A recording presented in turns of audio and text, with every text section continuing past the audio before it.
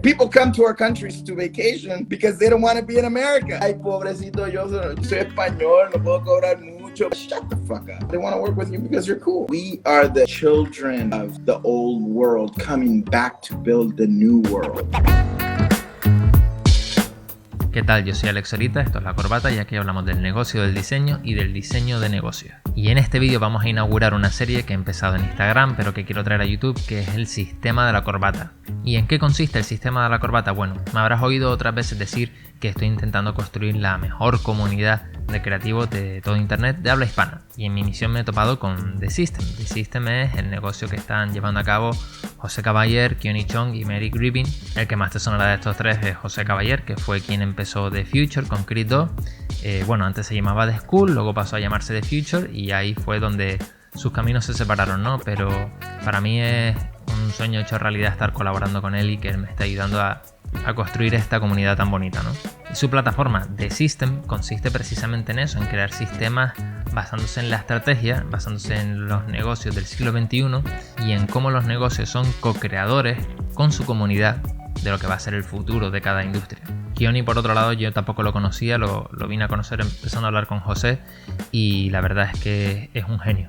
A mí me encanta hablar con Keone y me parece un comunicador brutal y además tiene unas ideas y un conocimiento sobre la cultura a nivel global y del impacto que pueden tener los negocios y utilizando el branding como intermediario entre cultura y mercado. Es un genio brutal. A medida que vayas viendo los vídeos y vayas escuchando algunos extractos también que iré sacando por ahí, algunos ya están en TikTok de hecho, te irás dando cuenta de las ideas maravillosas que tiene Keone que contar. Y por contarte un poquito la historia de cómo he llegado a colaborar con ellos, pues hace un tiempo quería yo lanzar un curso o trabajar en un curso para explicar cómo hacer estrategia de marca. Me puse en contacto con José Caballer y le dije un poco lo que tenía en mente, porque bueno, aparte de mi proceso está muy influido por el suyo y quería hacer las cosas bien, aunque a nivel legal seguramente pueda yo hacerlo sin ningún problema. Realmente yo quería tener su beneplácito y la verdad es que eso era todo lo que buscaba que él me diera el visto bueno o que me diera algunas ideas y hasta ahí. Pero el bueno de José tenía otros planes y decidió empezar a colaborar conmigo en estas llamadas y bueno, estamos también colaborando en otras cositas, pero para mí, como digo, es un sueño hecho realidad poder estar colaborando directamente con el que causó todo el efecto de bola de nieve que hoy en día es The Future, ¿no? Crees 2 también fue, o sea, Crees 2 era su proyecto. Crees 2 en principio no quería ni salir a hablar a cámara y fue José quien tuvo esa visión del futuro de cómo iban a progresar las cosas, que supo lo que más le convenía tanto a la audiencia como a su negocio. Y en este primer episodio hablamos de cómo importar ideas de servicios o productos que han funcionado en países angloparlantes como Estados Unidos, Reino Unido, Australia, a mercados hispanohablantes, porque hay diferencias culturales, que es lo que siempre pasa, ¿no? Que dicen, sí, eso funciona en Estados Unidos, pero en Latinoamérica o en España, en Europa, eso no funciona. Pues de ese tipo de problemas, de disyuntivas, es de lo que vamos a hablar, de cómo realmente adaptar una buena idea, digamos en Estados Unidos en este caso, a cualquier país de Latinoamérica o España, que también es distinto, ¿verdad? Y que realmente se puede ser un mejor creativo desde tu ciudad natal en 2021. Tenemos todas las facilidades del mundo, vivimos en un periodo único de la historia, pero bueno, que no me quiero adelantar a la charla. Lo que sí te digo es que la mayoría del episodio está en inglés porque Keone pues no habla español. José y yo sí, de vez en cuando traducimos alguna cosa. En episodios posteriores ya nos damos cuenta de que tenemos que traducir más y sobre todo José hace un gran esfuerzo porque aquellos que no hablan inglés realmente entiendan todo lo que estamos hablando. Pero nada, he puesto subtítulos automáticos de YouTube. Espero que eso ayude y espero que funcionen bien. Así que nada, dicho esto, te dejo con el episodio. Que lo disfrutes. Hi, Keone. Hello, ¿qué pasó? ¿Qué pasó? ¿Cómo estás? How are you, man? I'm good, man. Muy bien. Gracias. ¿Y tú? It's all good. It's all good.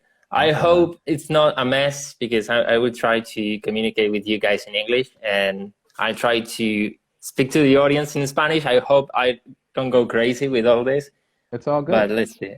Let's have fun. Yeah, let's see. What is Jose? That's a good question. Let's see if we can get him on board.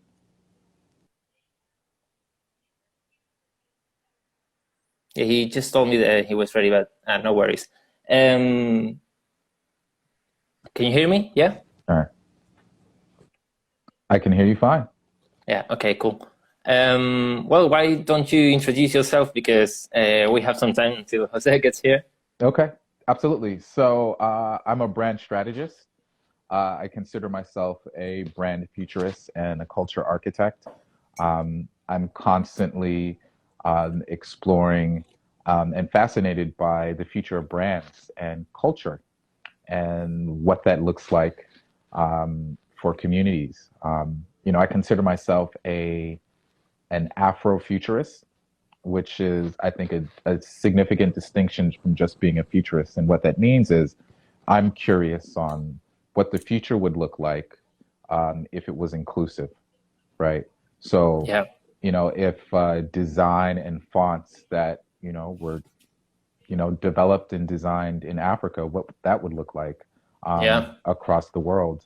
In America, where advertising has really been, prominently developed and created for the most part, like the culture and the commerce of advertising, what that would look like if it wasn't led by Caucasians, for example, what it would look like if it was led by, a Latino culture that had developed it and built it, or, Asian cultures, African cultures. So I'm really concerned with, what inclusivity and not representation, but what diversity and equity would look like in the creative spaces across the world. Now, I love that. Yeah, my background is journalism and business. So what's really interesting for me in my career is I don't have a background where I'm a classically trained designer. I'm not a developer. I've come from a journalist background. I went to school for engineering, mechanical and aerospace engineering. So, growing up, I was fascinated with technology and robotics.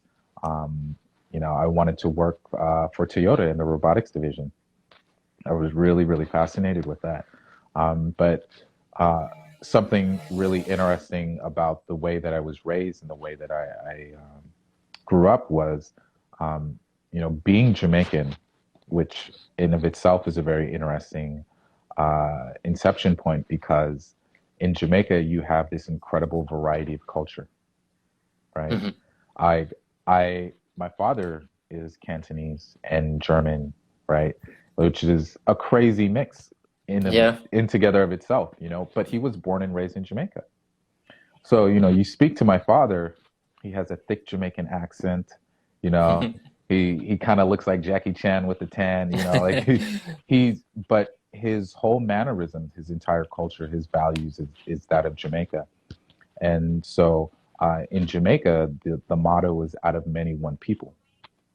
So cultural integration and diversity and constantly re-exploring cultural traditions and the creativity, which is, as known for our music and our dress and our style or athletics, that's a big part of my culture. Now, growing up in America, my father, he had a computer repair store. Both of my parents are entrepreneurs, and so I was exposed to technology at a very early age. So in the early 90s, I was online and I was in forums and I was always exploring what was going on culturally in terms of the world. And what was interesting about that is I was fascinated by the way that culture would hit a platform, and then the way that the individuals on the platform would reimagine that culture, and then what came out of it, right? And we're seeing a lot of that now. We see a lot of it with memes. We see the way that platforms are used in really unique ways, not in the ways that developers had originally intended, and for good and for bad, right? We can talk about Facebook's influence in the election, for example. But we can also talk about how like Instagram is used in Brazil, right? Like there's all these really fascinating ways that culture is reinterpreting technology and creating new culture as a result. And I think that is really, really interesting. Yeah, it is. I'm so sorry to interrupt you right now because you were flowing so well. Yeah. But I'm trying to invite Jose, and it says that he needs to upgrade his Instagram app. So I'm not sure how to deal with this. I'm not sure if we have to restart the live stream or how are we gonna do Well, this? here, let's do this. I'm gonna text him and I'm gonna tell him to update, and then we'll continue the conversation until Sure. give me a minute. Sure, yeah, no problem. I think I lost you or you disconnected. Bueno, en cualquier caso vamos a intentar reconectarnos ahora porque José no se podía conectar. Me estaba saliendo un aviso de que... Sorry, I'm trying to explain the situation. Yeah. Que José le salió un aviso de que tiene que actualizar la app y entonces estamos intentando solucionar esto. Keone, one of the things I really loved about our chats, one of our chats was when you share your story, coming from a Jamaican background, you also have to deal with the shit that Latinos and even people from Spain, which are not supposed to deal with this because they weren't colonized. But you can see how this mentality of, right, I'm not from the US, I'm not from the UK, or from all these countries where things are supposed to be easier, right? And we have this mentality of, for example, someone from my hometown, if they studied abroad, like in, I don't know, California, something that sounds like, wow, this person is a special snowflake. So, and I remember you were telling me about your story and about how your family perceived, these. Well, I think it's better if you tell us about that story. Okay.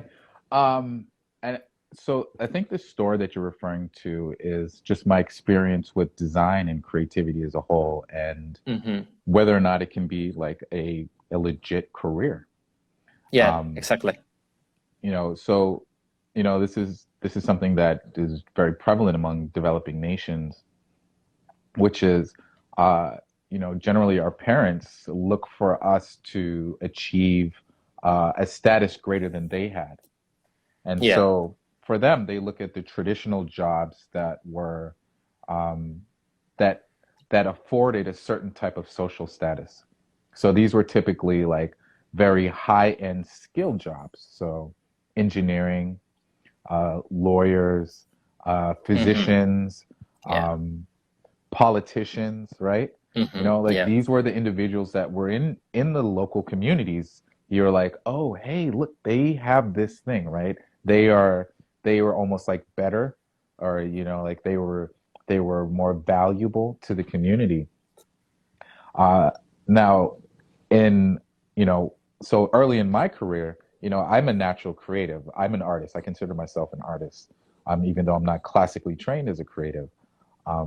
And in my early, growing up as a child, showing that aptitude, showing that skill of creativity, there was a lot of options for me to start to explore that as a professional career. And, it's funny because I had this conversation with my mother a couple of weeks ago. And, I had a teacher who saw that I had this incredible aptitude. And so she was giving me all these really interesting art projects and then entering them in competitions all across California. And I started winning a lot of these competitions.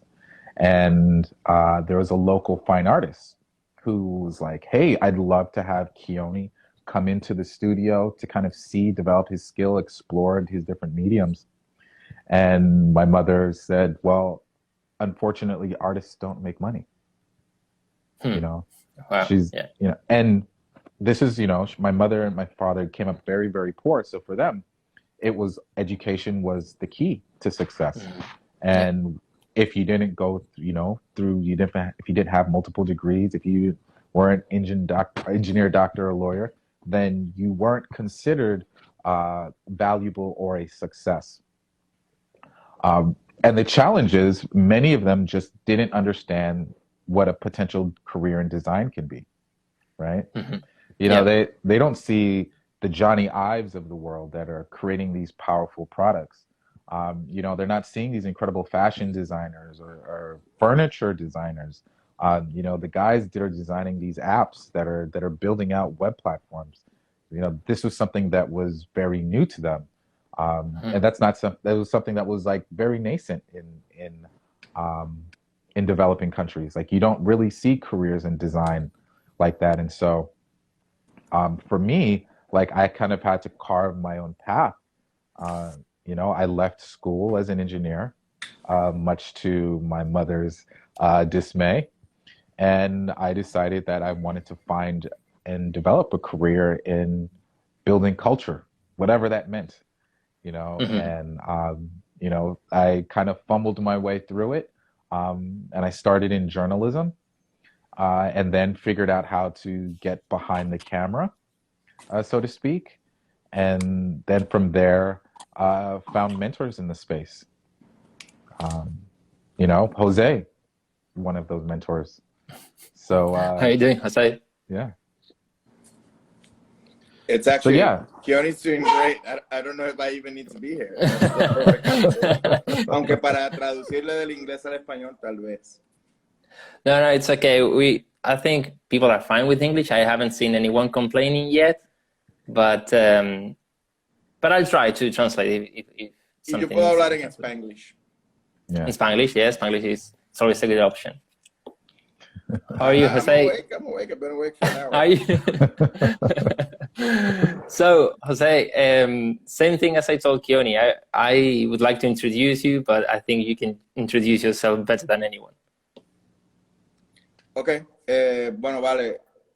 Para mí, yo y Keone somos casi la misma persona. Somos, we're creatives that kind of come from Caribbean culture. Hi, Jamie. The idea of becoming a creative for me in a Latin culture, I remember my dad saying, like, when I told him that I was going to go to design school, he was like, ¿Qué tú vas a hacer, chico? ¿Tú vas a vender pintura en Venice Beach? And I'm like, yeah, Dad, I'm going to sell paintings in Venice Beach. Así que hay un poco de vergüenza y de it's not legitimate, you know, para ser artista o creativo. Lo que hay que entender y lo que yo entiendo ahora, it's that all the decisions, las decisiones que yo hice como joven, ahora, hoy en día, han completamente sido validadas. They've been validated by the marketplace and by success. So, lo que te digo de eso es la decisión de estudiar diseño, de enfocarme en software design, de dejar una agencia que tenía por 12 años, que me daba muy buen ingreso, y cerrarla y comenzar a enseñar online hace 7, 8 años. Cada decisión ha sido algo que la familia dice, you know, something that the family would say. Every decision I made, you know, the family could say, mira, ahí va José, ese loco, ¿sabes? Haciendo otra cosa completamente, you know, fuera de serie. But I've always followed exactly what not just my heart feels as a creative and as an artist, pero yo no soy bruto, yo estoy mirando el futuro, yo estoy mirando, se llama en mucha, you know, en la religión le dicen profeta, pero no hay que ser profeta, nada más hay que leer un libro. Uno nada más tiene que leer los libros más recientes que están saliendo y leer entre las líneas para entender. Por ejemplo, yo leí un libro, and I'll finish my introduction that way. The book that started me teaching online was A Whole New Mind, Why Right Brainers Will Own the Future, que salió hace mucho tiempo, which basically said that, you know, because of affluence, automation in the workforce and Asia, that creativity was going to become super important in the 21st century. And I'm like, okay, si eso va a ser el caso, ¿cómo vamos a nosotros a poder own the future si no sabemos ni cómo hacer nuestros propios negocios? Y eso fue el nacimiento de Evil Businessman, que fue el primer nombre de School. Y ahora tú eres el que lo sigue con Ponte la Corbata, porque that's the best continuation. Yeah, I remember, and I'm super proud and super excited of you, so congratulations. I remember the first logo. Oh, thank you. I remember the first logo you sent. It was like a demon with a red necktie. Era una corbatita y en a little suit and a little guy with a pitchfork. Yeah, it was the devil himself. I think not. Well, there's a quote that I just watched in a pirate movie, and I'll shut up. It's like it was pirates fearing the sea because the devil will take you, right, for being a pirate. And Blackbeard said, "What if you become the devil himself?" There you go. I think I'm not the only one when I say that I really appreciate that you followed your vision, right? Because when I remember in 2015, 2016, when I was watching you and Crees doing these videos online, and I don't normally connect with content creators, and this was like, wow, I should be paying to watch this. And I think I'm not the only one who felt that way. And I think you opened the door for so many people, including me. And one of the things I always wanted to do was to explain to other designers the power of strategy, for instance. And I remember when I got in touch with you, because I wanted to create this product where I explain how to do a strategy, and it was beautiful because I was not asking for permission. I wanted to have your blessing to and it was great that you invited me to a call, and then we started talking about it, and you said, hey, I can offer you some guidance and we can do something together. And to me that's a dream coming true, because I don't really like the word mentor, but I think in this case is more than justified, and I'm more than proud to be doing something with you guys, because I think this collective mind and doing something for the Spanish creative community, Spanish speaking creative community, is super necessary, because there is not much going on, to be honest. And yeah, I just wanted to say that this live stream my intention was to throw some light to the fact, to the difficulties we were talking about the other day, that it's not the same selling in the US or in the UK, in the Commonwealth, than it is to Latin America and even Spain. I was telling Keone that before, that we have this post-colonial mindset in Latin America, but also, interestingly enough, in Spain as well. We don't feel as equal. And so, yeah. Te digo, and Keone, you can support me on this or not. There's something that happens in masculinity or in general in patriarchal culture. Arrogancia y orgullo, las dos palabras. Por ejemplo, yo siendo español, digamos, que yo soy mitad español y mitad, mi papá es puertorriqueño con descendencia española, mi mamá es dominicana con descendencia negra y mezclada. Así que tenemos the colonizers y los colonizados en la misma persona. Primero, en la sociedad hispana latinoamericana es un poco diferente, pero también existe lo mismo. En la sociedad y la cultura americana, hispana en Iberia, en España, es un poco similar. Y también en la cultura americana, no es necesariamente algo, it's not necessarily like exclusive to people speaking Spanish. art is a hobby, one. So you're already shameful of the fact that you're an artist. And your parents have been saying, I'm not sure that guy's going to make it. Yeah. También, hijo, ¿sabes? Te vas a sobrevivir. Y segundo, el asunto or the issue of selling to someone something online que no existe. Information, knowledge, a kit, etc. Da vergüenza porque es fácil yo decirte, mira, hey, here's some really amazing sunglasses. They look really good on me. And, you know, they're for both men and women. And I'm going to give them to you for a good deal. You want them? Te doy un deal bien bueno. Es muy simple porque son físicos y se ve. Yeah. Vender ideas y vender cosas que no sean físicas. Hay una voz in the back of the head. A voice in the back of the head saying, like, oh man, you're scamming people. Yeah, and also, I think, you know, Spanish, when I say Spanish, I refer to Latin America as well. You know, Spanish consumers, they always think they are being tricked. Whereas if an American or even a British person, if he buys once, don't trust he a doesn't white like. person trying to sell you anything, man. They're going to try to take away your land. They're going to try to take away your dignity. They're going to enslave you, likely. If you see a white person show up on a boat at your shore, shoot at them. No, but I was going to say that if, I don't know, I let's say an American, a Caucasian American, if he doesn't like one thing, he won't come back and that's it. But he doesn't think straight away that he's been tricked.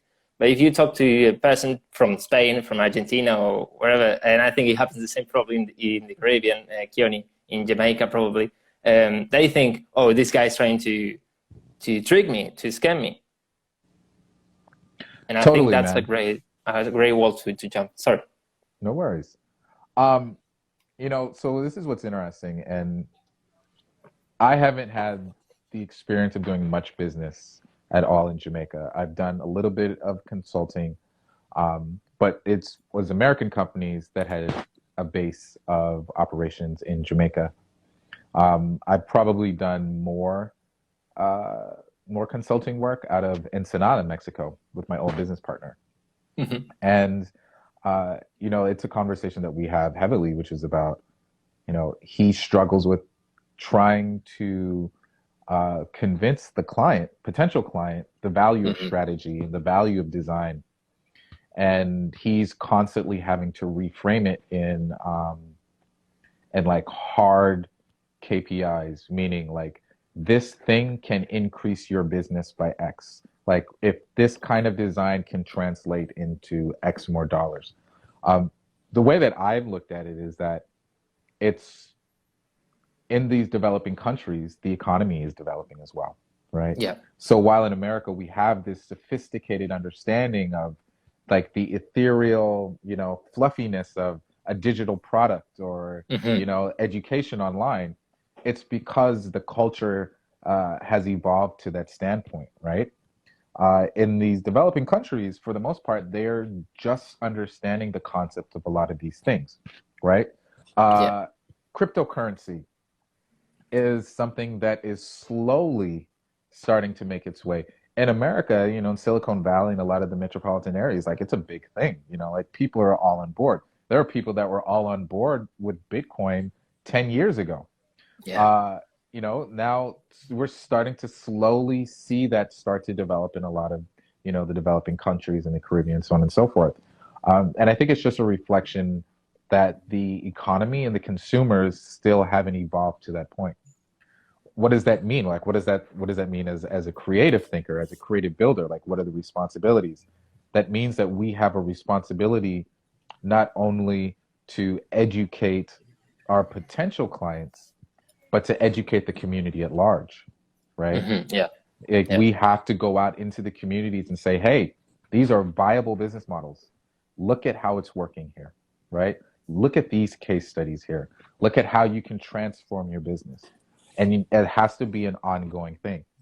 Jose, you know, and I'll say this and then I'll pass it to Jose, but one of the most influential things that I learned from Jose when I started my agency was the best clients you have are the ones that you have educated.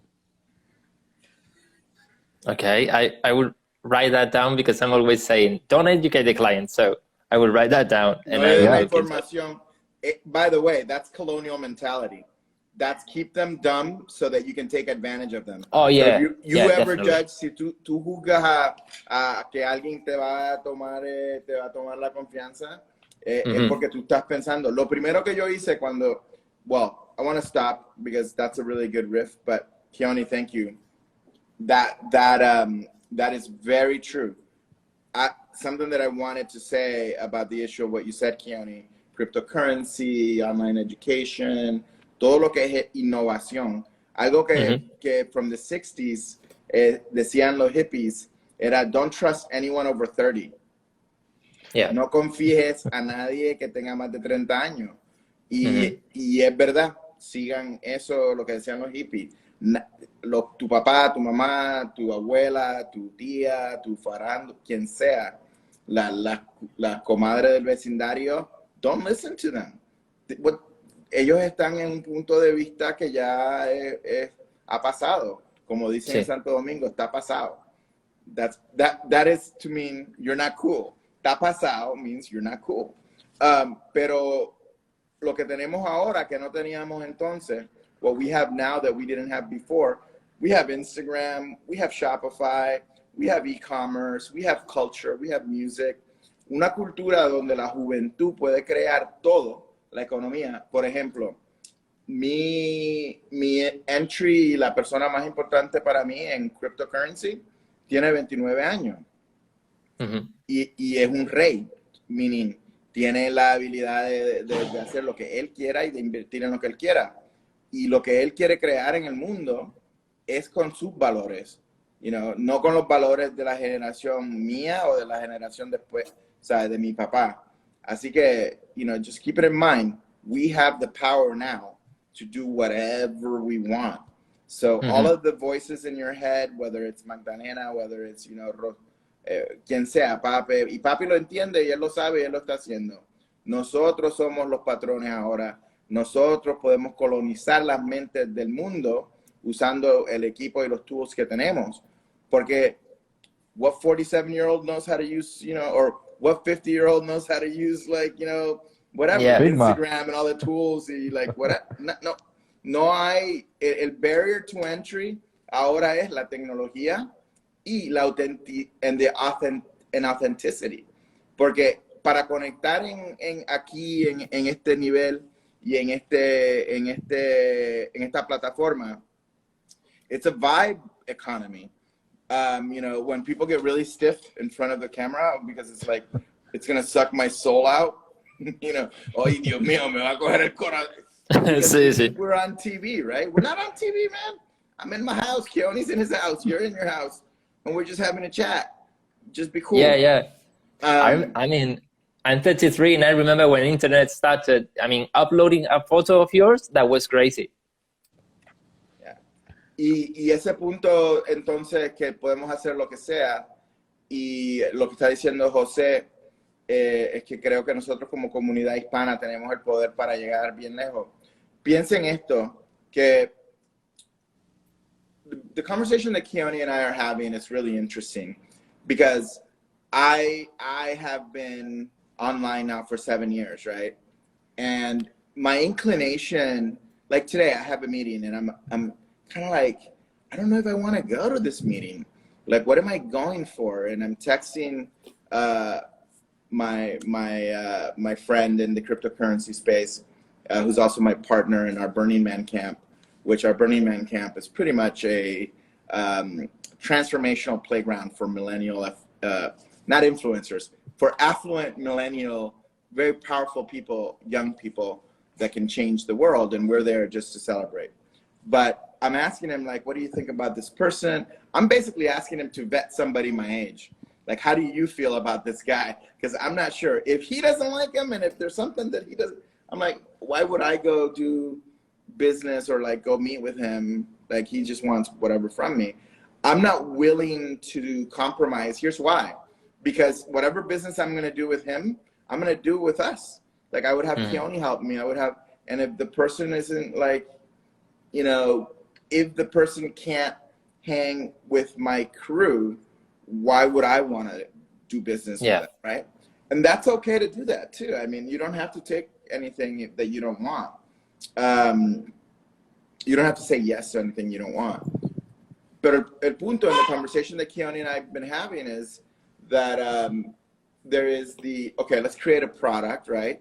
Let's make a product online. How do you build, you know, that? How do you build the audience? And then what are all the barriers because of who we are, right? ¿Cuáles son todos las cosas que tenemos en el medio? Y te preguntamos a ti, ¿qué es lo que tú crees que tú necesitas para crear un producto? ¿Y qué tienes you know, tú has estado haciendo contenido ahora por cuánto tiempo? ¿Un año, 2 años? Yeah, almost a year, yeah. Casi un año. Yo tomé un año o 6 meses antes before I launched the school, I was on YouTube for 6 months, but I spent 2 years on YouTube antes de que comenzara la conversación con Christo, building an audience, and just doing it faithfully, doing it every week, engaging the community, providing value, telling people the truth, showing them. Somebody called me and asked me, I got on the phone. You know, you just had to believe that that eventually would pay off, because the majority of the thoughts are going to be like, well, why am I doing all this? Am I getting paid for it? No, I'm not getting paid for it.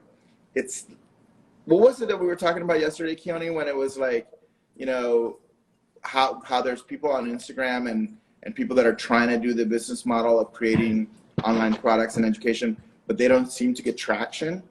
Yeah. But that Ponte la Corvata, that Alex is getting traction with content.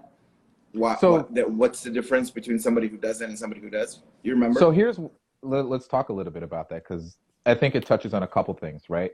I think it's touching on just the evolution of culture as a whole and how communities are starting to connect with each other.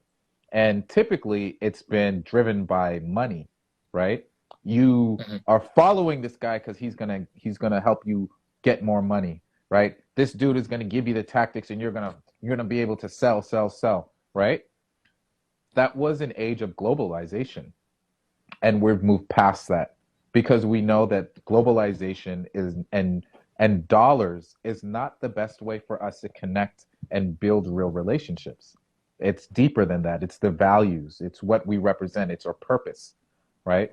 And so what we were talking about was there's an individual that was asking us for a little bit of support. You know, he's like, hey, you know, we'd love for you, you know, and I won't go into the support that he was looking for, but we were kind of looking at his content overall and the way that he was presenting his value to the world. And it just feels fake, right? It feels plastic. It's not who this person is. I don't know anything of their values.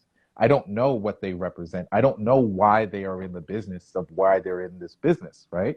It's superficial. So, exactly. So for me to be able to connect, right? For me to be able to support, I can't do that because I don't even know if we have a shared value system, right? Yep. And this comes back into the whole concept of educating your community. And like, it's when you're educating your community, really what you're doing is you're building your tribe, right? You're saying, hey, this is a value that I believe in. I believe in that design can help change your world. I believe that it can help change your business. I believe that it can change your opportunities. And like Jose said, I ultimately believe that this next generation, this century that we're entering is in the century of creatives. Why? Because creatives design the experience behind all of the things in our world, right? And so the creative profession is going to become more profitable. Hey! Doggo! Creative profession, continue, County. Don't let June distract you. But, you know, to reiterate my point is that we have to start as creatives living in our truest self. We have to really be honest about our values, right? Be very forthcoming with our purpose. Why am I here? I'm here because I want to create X, Y, and Z, right? Like we started off this conversation with the introduction, and I was very, very clear. I love to see culture explore and develop and remix and integrate with technology. And I want to see it happen in a way that's equitable for all cultures, right? Not just one culture. I want to see what the future looks like when we have an integrated society where all of these different cultures can remix amongst each other and explore the possibilities of what our community, what the global world could look like. That is my dream. So me being here and having this conversation with you totally resonates with my values, right? It's totally authentic to my truest self. So I'm not faking or anything. And there's going to be people that like that and appreciate it. And then there's going to be some people who be like, what? No, Futuro forever. What? You know? And I'm like, that's cool, man. You know, if you want to do your Futuro forever, man, that's all great. But I want to see what else is out there. I want to explore that unknown. Yeah. What you just said about the creative, we are right now in a creative era, at the beginning of a creative era. That resonates so much with me, and I haven't been able to put it in such beautiful words. So I'm going to rewatch this. I will translate it to a post or something. That's great. I want to touch upon the education of the clients and the customers and the community. One of the things I say is when I say don't educate the client, I think there is something to do with the translation between English and Spanish, because we learn. You know, the people that have the advantage in the Spanish market, they learn from the. Can you guys hear me? I can hear you. Oh yeah, okay. The people that have the advantage, they learn from the ones in the US or in the UK that already are making it. So they use the same words, the same language. And educating in English, to me, it's not the same as in Spanish. And Spanish has a component of condescendency. I don't know how to say it. Yeah. En español se pone un poco muy. That's a very good point you're about to make. Continue. I like it. Yeah, and I loved our conversation the other day when we were talking about validating the client. That we're not selling a product. We're not selling the physicality or the solution itself. We're selling that the people that are buying it are able to do what they really want to do. And I love that, and I would like you guys to expand upon that. Yeah. Well, one thing I wanted to say real quick, Keone, before you go, and this is also something we've been talking about making original culture. So you're saying that tú estás diciendo que la gente que educa acerca de diseño en español, because they're translating it from English to Spanish, it just sounds a little bit weird. It doesn't sound right. To me, at least, it doesn't sound right. I know where Keone is coming from. That normally people try to trick you and they don't show you everything, so you make an uninformed decision. But the way I see the word education, educating the client in Spanish, sounds to me like, hey, come here. I'm going to teach you about typography because you have no idea. It sounds like asshole Americans trying to colonize you, or it sounds like asshole Spanish people trying to colonize us here in Latin America. So exactly, it's like assholes all around. That's exactly, yeah. Be my new quote. Yesterday, the universe an asshole. But here's what I want to say, and this is something Keone and I really got super excited. It's like, how do we create original hybrid culture? Okay, así que por ejemplo, los valores de España, los valores de tu cultura, el lenguaje de tu cultura, integrar eso en lo que hacemos, right? The colloquialisms, Keone, breaks into Jamaican mom and and I'm learning, like, what was it that you said yesterday about when I made a comment about something and you're like, skinny is what? Oh, MAGA. MAGA, right? and then, so him MAGA, right? In Jamaica, like if somebody's really skinny, like, oh, look at this MAGA boy, right? Yes, sir, right? Right. Okay. It's someone that's skinny, right? So I'm learning. Yeah, and here's how I interpret that. I think let's talk about the vocabulary, and I'll change it a little bit. It's not about necessarily educating your client. It's free advice. It's building the trust. It's showing that I'm concerned about your business, and here's something that I think that you should know. no strings attached, right? Yeah. And you shouldn't feel afraid. Like, again, it's the colonial idea where they wanted to keep all the information to themselves, and they would sprinkle a little bit on you. Right here, I'm just going to sprinkle you, and you know that I have all this stuff. You give it away, because ultimately, as a creative, your power is in your technique and execution. It's not in the framework, right? Anybody could have the same framework, but if you don't have that creative, tactile skill to create and to evolve and to remix and then to execute, that is where your real value exists. And if you have a client that understands the process, understands why a process is so valuable, and respects your value as a creative, they see you as a value add. They say, you know what? I know the process. I could go hire some dude on Fiverr. I don't want that dude on Fiverr. I want you. You understand my culture. You understand my community. You understand my business.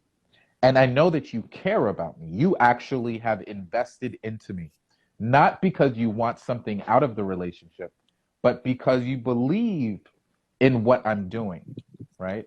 And this boils down to this thing that we've been doing, Jose and I've been doing for the last year, which is creative, right?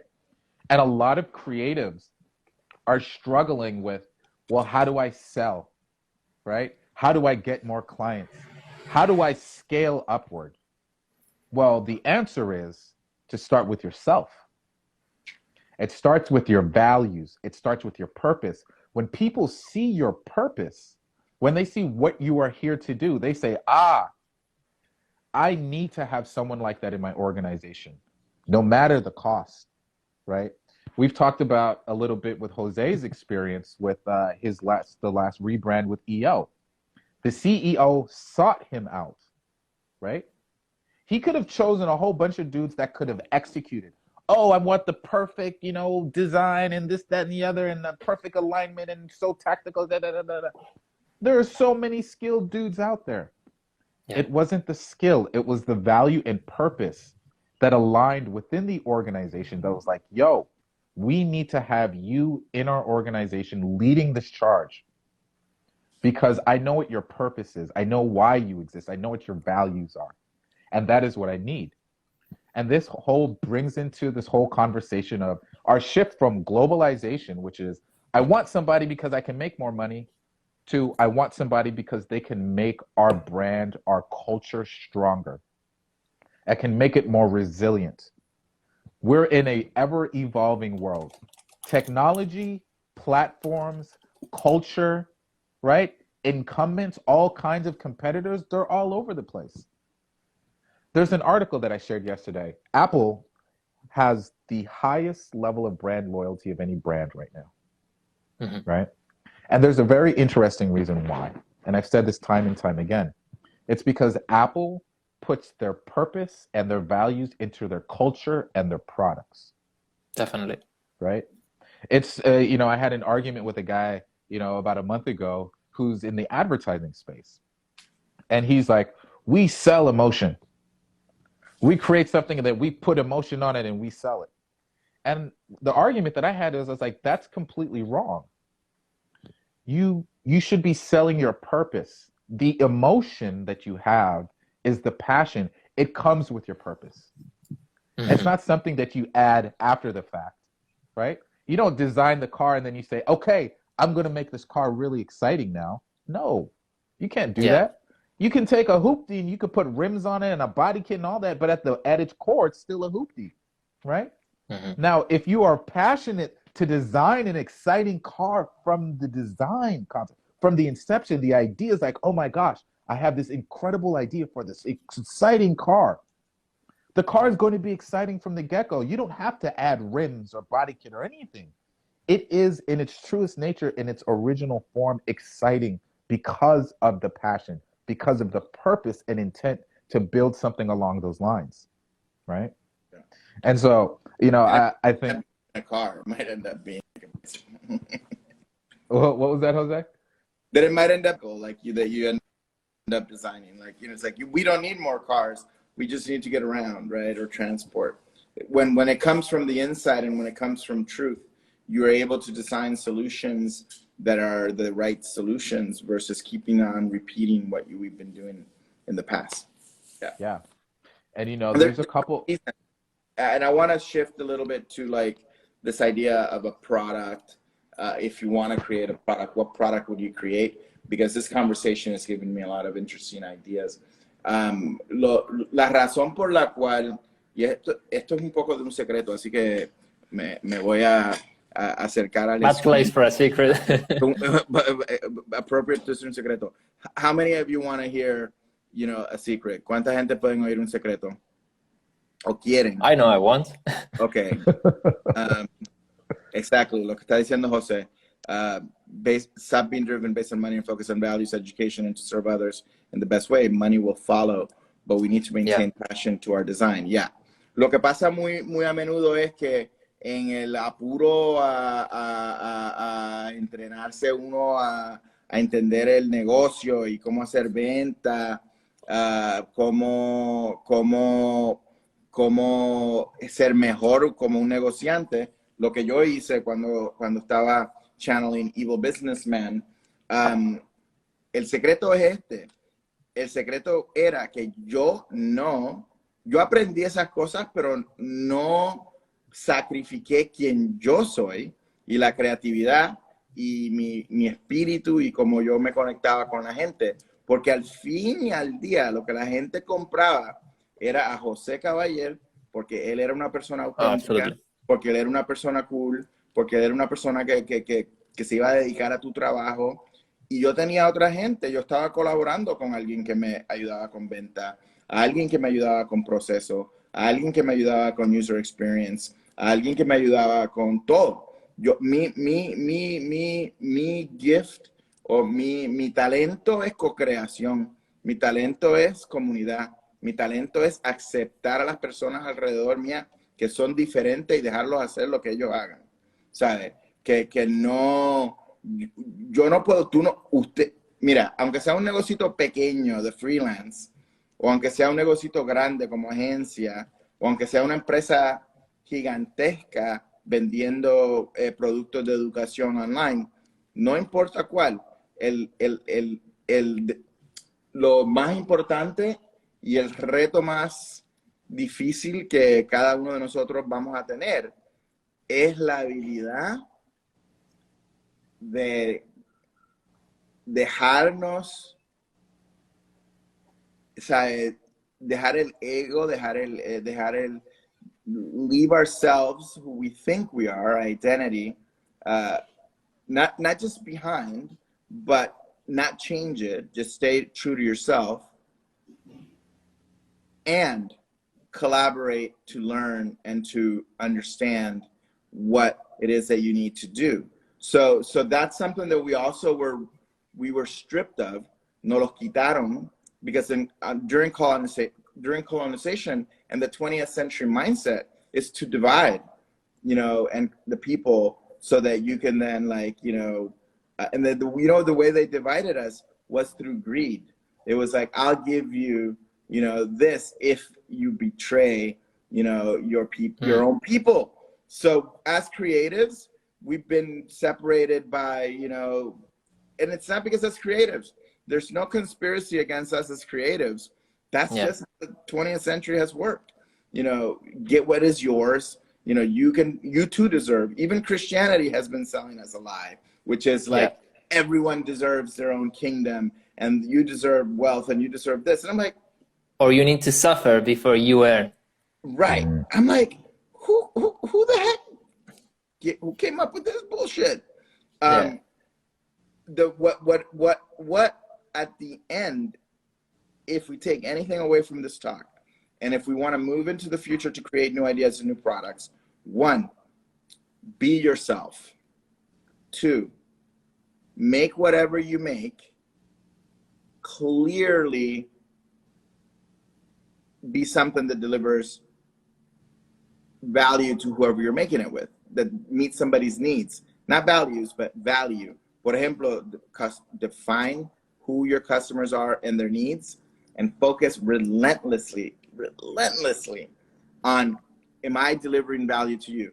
Keone, at the end of the day, You know, like, was this a valuable day? Like, we're looping every day and checking in with each other.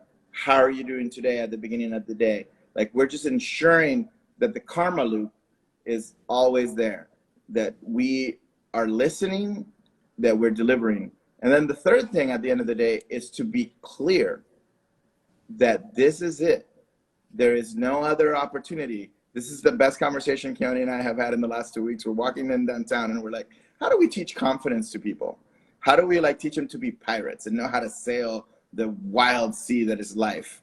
And we're like, yeah, man, that's a good one. Because I'm looking at him and I'm like, you have the confidence, you have the swagger, you get, what is it? And we both kind of came to the same conclusion. We were like both like trying to tell each other what is it that gives us confidence. And it was this absolute faith, not in yourself only, because of course you have faith in like, oh, I'm awesome. But it's hard to explain idea that, you know, no matter what, you just got to get it done and it's going to get done. And things are going to go sideways and you're going to have to adjust. Grit is what they're calling it, or what they call it. What's another word for it, Keone? What's your interpretation of that conversation we had? That third part. Before Keone, before you speak, can I say something? I like to think about it in two ways. I like to make my own movie in my head. The first one is, if I'm not doing this, what else would I be doing? That's the first thing I have to believe, even if it's a lie. And the second thing is, if I'm not doing this, who else is going to do it?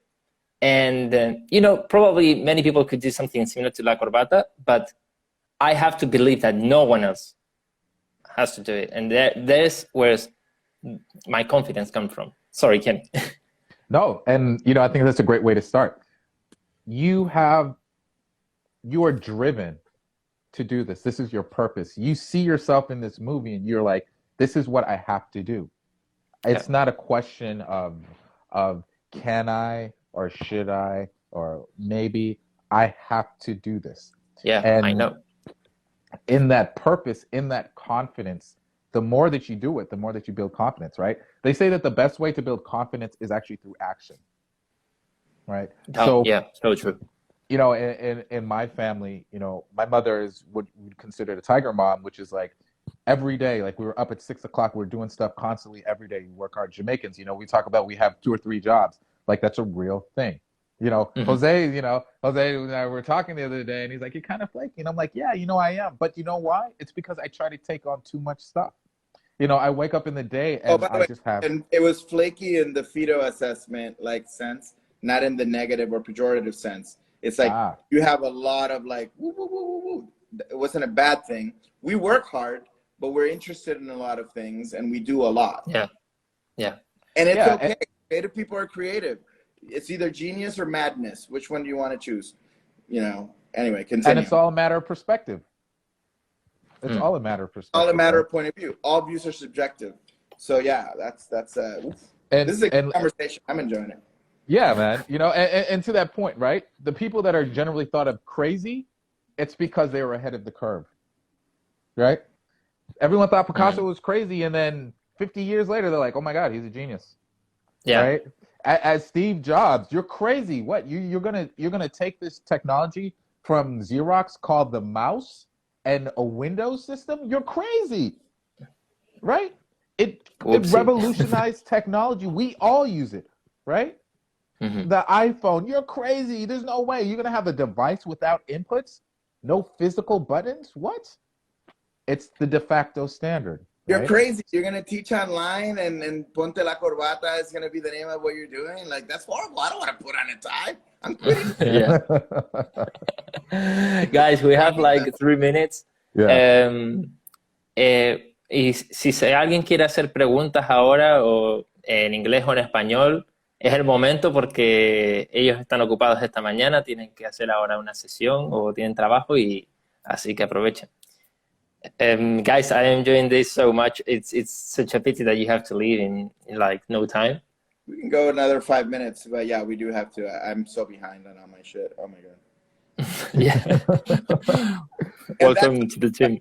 I'm not judging myself. While people are writing questions, understand that, you know, in a space that you can create for each other that doesn't have the oppression of, you know, how we worked in the past. Like, we're creative people. We work in flow. We can keep each other accountable. We can move each other forward, but we don't have to do it the old way. We don't have to do it in the patriarchy. Yeah. We don't have to do it by saying, mira, terminaste eso. No seas bruto, no seas esto, no seas, you know, no seas creativo.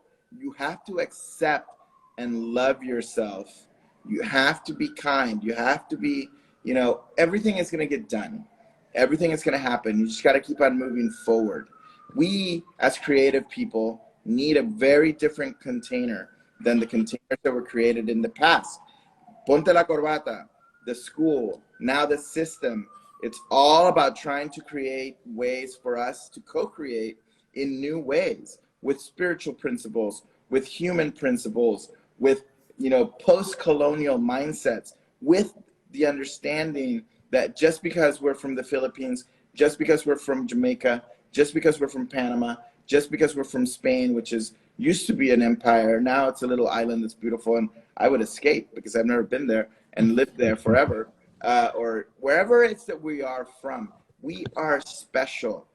We are the children of the old world coming back to build the new world. And there's a reason for that, because the ancient wisdom of the Toltec, the ancient wisdom of the Aztecs, the ancient wisdom of the Inca wasn't about gold, which is what the Spanish and the British took from us. It was about knowing how to live an integrated life.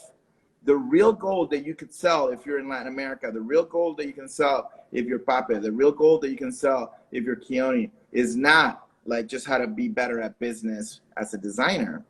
It's how to integrate your values, your purpose, and the natural state of being human into doing business. That's it. We're bringing the, you know, Spanish Cafe Society and like Madrid till 10 o'clock at night, you know, to business. Hey, if you can flow that way and live your life that way without being oppressive, without being a damn American, which Americans are super ugly and American business is super ugly, do it. Fuck the, you know, the patriarchy, fuck colonization, not colonics. Colonics are great. Colonization, just do it the way that you can from your own country. Brazil, Panama, Salvador, Nicaragua, Puerto Rico, La República Dominicana, Jamaica. Be us, man, because people come to our countries to vacation because they don't want to be in America.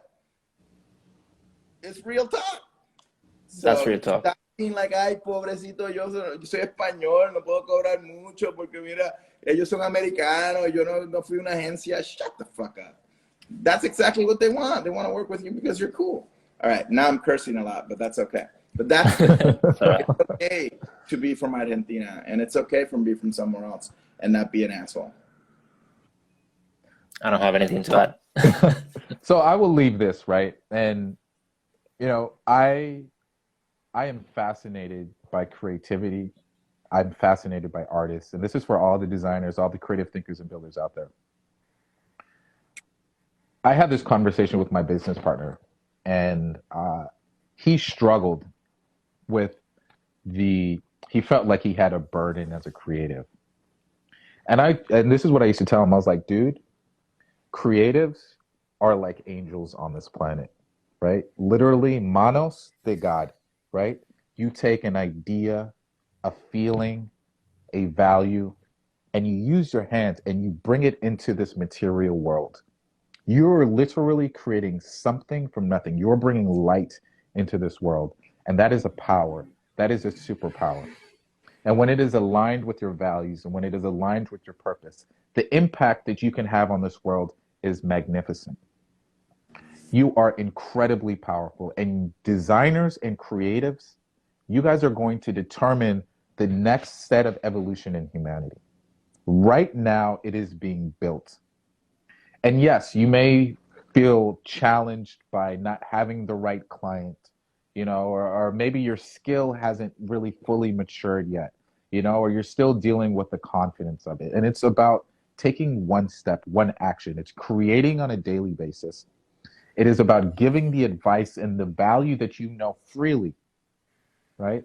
It's not about, let's not use the word education, but it's about advice. If you see that little shop, that little cafe at the corner, tell them, hey, here's something that you can do that can help you out. Here's a little something that I did for you, right? The mom and pop's corner store. Hey, you know what? If you guys had an online website, it could totally help you out. Here's a free one. You know, you can check it out on Wix, or here's something that you can do, right? My dad grew up in carpentry. The carpenter shop down there, the automotive shop. We all live in these mini economies, and the future is going to be about microeconomies and collaboration. We can all, as a creative, create an impact immediately in your neighborhood, at the local school, wherever you are. There are businesses that you can support, that you can help. And you do it because you want to change the world through your creativity, right? Start giving away your creative. It is the karmic relationship in this universe, right? Your most important thing that you can bring to the world, the light that you give is the light that you receive. And I will leave it at that. That's beautiful. I love that. Guys, thank you so much. Thank you, guys. I hope we can repeat this and we can do this again. Yeah, man. I'd love to. We'll see. I'll work on my Spanish. Yeah. Guys, thank you so much. Take Love care, you guys. guys. And have a great day today, okay? Peace. Good day. Bye. Bye.